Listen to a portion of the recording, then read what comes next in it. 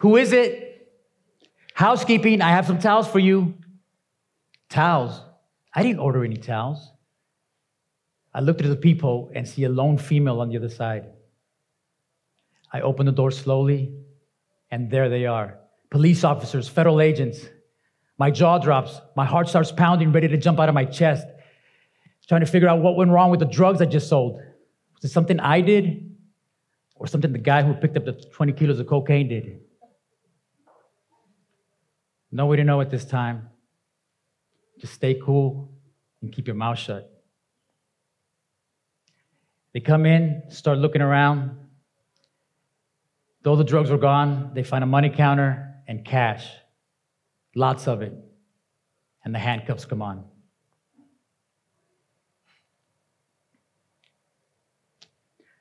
I chop some lines on a mirror, roll up a dollar bill, and inhale a big fat line. Within moments, I feel the effects of the coke. I'm at a hole-in-the-wall bar playing pool with my buddies and can feel everyone's eyes staring at me. My mind is starting to play tricks on me. Again. I've been doing coke for so long that it's not even fun anymore. But I can't stop. I've tried to sober up 3 times, but the insomnia and anxiety is too intense. It makes me want to rip the hair out of my head.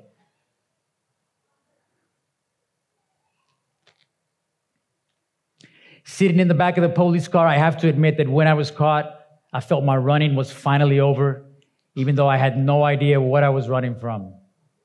But the life I was leading couldn't continue. The life of excess. I am 42 years old and have been battling addiction since my early 20s. What started out as fun and for kicks spiraled out of control to a point I could no longer manage. Partying became normal 3 to 4 days a week, leaving the other days for recovery. I had dug myself in a hole so deep that to get out, I needed outside help.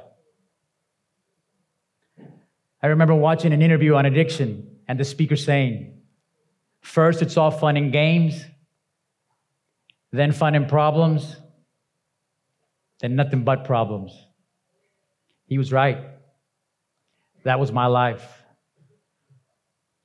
By the time I was 35, my tolerance level to cocaine had doubled. I'm in a toxic relationship, about to be a father, and I'm experiencing excruciating chest pains on the regular.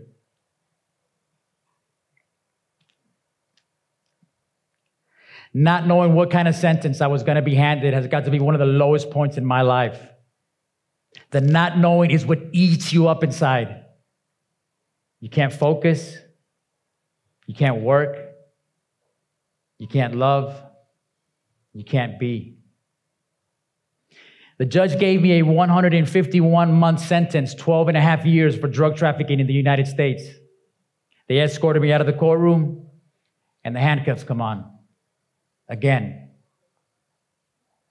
A few months later, I'm loaded onto a plane with 250 other new inmates to be flown to the prison transfer hub in Oklahoma to get designated. The first few years were rough on me. I couldn't sleep due to the anxiety of detoxing from drugs and alcohol.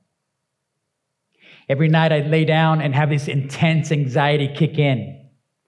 My body would hurt. My mind would run wild. All I wanted to do was run and run and run to get all this energy out, to make it stop. I'd get up, walk, and have extreme tiredness come over me that my eyelids wanted to close. So I'd lay back down, only for the vicious cycle to continue. I considered the contraband that was available to me in prison. We could get alcohol, drugs, and so much more. If you've gone this long without sleep medication, keep going. You will return to normal at some point, but everybody is different, says a doctor friend of mine also locked up. If you get sleeping pills, you'll learn to depend on them, so avoid them if you can. And so I did. I toughed it out for 2 long years. I confronted demons and adapted to sobriety. In 2018, lying on my bunk, I remember praying, Creator, nothing has worked out for me. My life has been chaotic. Show me how to navigate my life. Guide my path. That prayer would initiate my journey and transformation. A few weeks later, my mentor shows up. He walks past me on the rec yard as I'm doing yoga. Keep doing what you're doing, and you'll find your way to the truth. And then again, a few days later, keep doing what you're doing, and you'll find your way to the truth. So I got curious. Find my way to the truth? Salazar prayed every morning wearing his Jewish Orthodox garments, holding the Old Testament. He too had been caught with cocaine and was doing his time. We'd go for long walks on the rec yard for hours as he broke down the truth for me. He opened up a whole new world for me. He showed me how to forgive myself, how I've been taught to live small and ignore my potential, how to use my intention to create, to be the creator. The other inmates saw the changes happening in me. They'd hand me books they believed would help, and they did.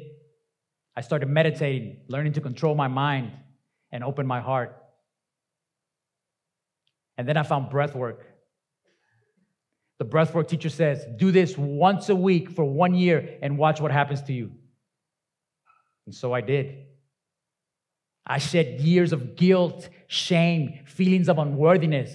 I learned to love myself, truly love myself exactly as I am. People need to know this, I thought. Using physical training as a hook, I started training the other inmates. I trained them to make their bodies strong. I would talk to them about what I had learned, how to unburden the mind towards freedom. I talked to them about breath work. To this day, I am grateful to receive their messages of gratitude. Once outside, I created Sumo Estrella Breath and Balance. I am guiding people through breathwork journeys. I am hosting retreats to unlock people's freedom. And I am facilitating breathwork courses in Spanish to support people of my heritage. I am empowering individuals to embrace their highest potential using the techniques that have helped me. One night, back in prison, after doing all the healing work, I remember mentally thanking Miguel, the man who turned me in. He was trying to save himself, but little did he know he was saving me in the process. By the time it was time to leave the prison cell and come home, I was in great shape inside and out. My mission was crystal clear, and I was sober for years. For the first time in my life, I finally felt free, even though I was still physically incarcerated, free from being an addict and my mind.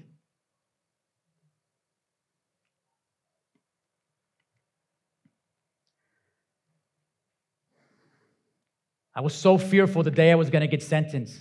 My whole world was about to change. The unknown was killing me because I assumed the worst. Standing in that courtroom, I could have never guessed. I could have never guessed that this would happen.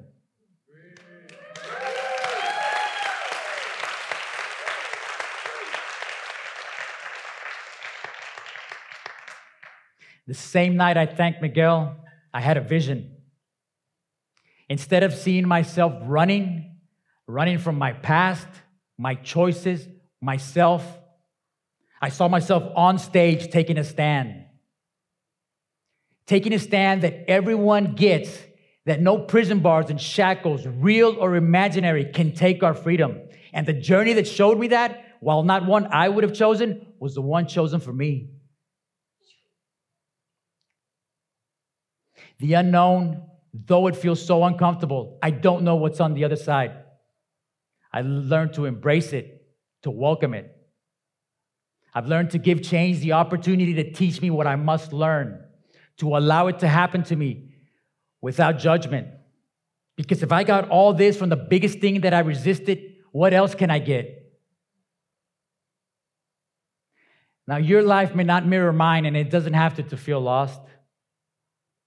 But I've come to realize that we are all not so different. We all hurt, we all struggle, and we all get up and move on. Since my release, I have worked hard on my passion project, which continues to this day. I live an empowered life and nurture the mind-body-soul connection. I live a life without fear or reservations, and I constantly push my limits to keep moving forward.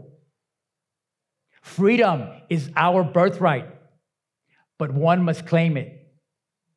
I am no longer a victim, but a grateful student. I am enough, and I realize that nothing outside of me will bring me true happiness. This is who I am, and I owe the world my part for a better tomorrow.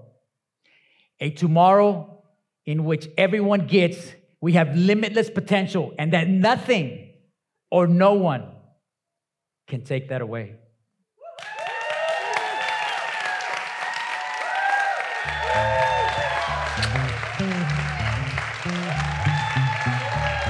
Thank you.